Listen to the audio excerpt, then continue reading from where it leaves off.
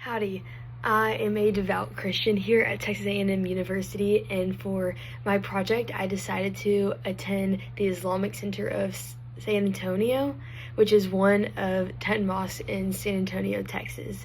At this religious building, I had the opportunity of meeting up with one of the leaders of the mosque and having a Q&A panel as well as a tour of the mosque. It started with showing up to the building, and I went with approximately 200 other youth students that attend a local church here in town. And at the mosque, we divided by gender and separated into girls and guys, where we took off our shoes and we spent the time we were there in the main portion of the building, which is where the guys hold prayer. And so after each gender put their shoes in the appropriate locations, we met up in this room, and then that's where the Q&A started with this guy. He was a student and a professor here at Texas A&M University. Whenever he first attended Texas A&M, he was Catholic and grew up going to a Catholic private school, where once he got to A&M, he actually converted to Islam and started practicing those ways.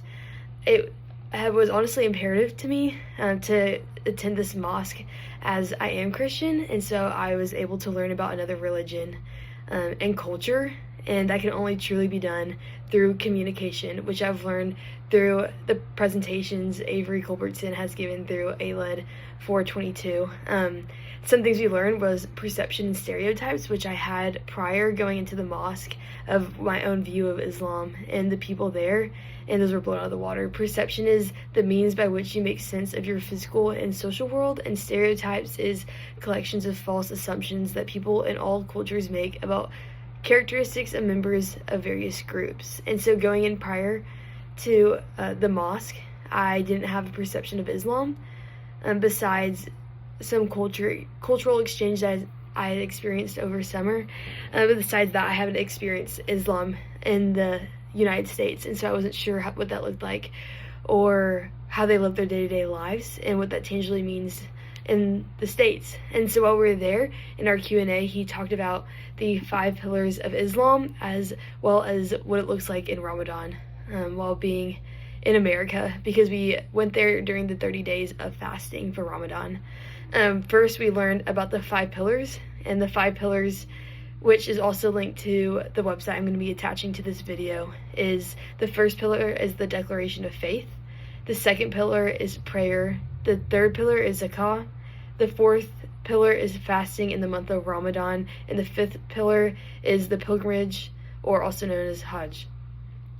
And it was also neat to be there during the fourth pillar of fasting in the month of Ramadan. And so this guy went into depth about that, what it looks like. He told us that he has to fast from morning until night every single day, and they can only eat once the sun is down until the sun is up. And so it looks like having a lot of big parties to celebrate and to feast as people together. And the fast is another method of self-purification. And every year in the Islamic lunar month of Ramadan, Muslims fast before sunrise until sunset. And that information can be found once again in the website I'm going to have linked to this video to go more in depth about it. But he just shared with us that he hadn't been eating the entire day, so if anything that he said were to get angry or anything like that, that could be a tone to why his emotions were just different and changing.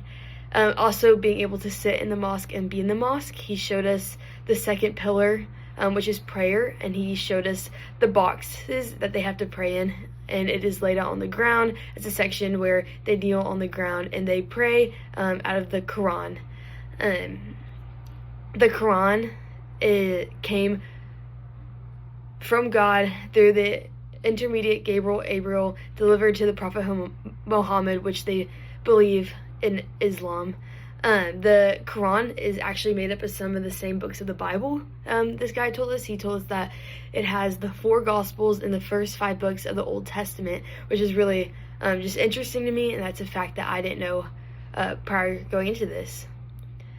Something that I learned the most from this is through understanding and knowing the 5 pillars, I now know whenever I'm having a conversation with someone who is Islamic, the things that they believe, and the core values that are internally inside of them, and how I can best communicate with them in their culture to reach them the best I can, through having a deeper understanding of them.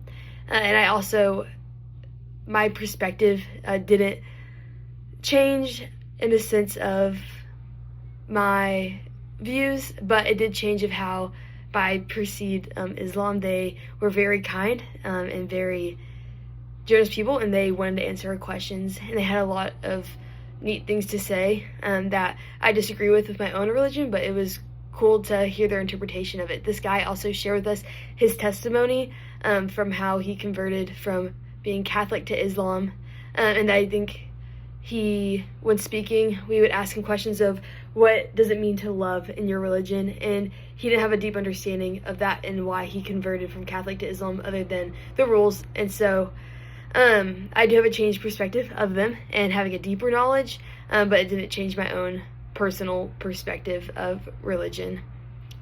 In the future, though, this is going to be really informative because I am going overseas to a country at some point, and it is going to be helpful to be knowledgeable in different religions that I'll be interacting with, because they aren't the same here.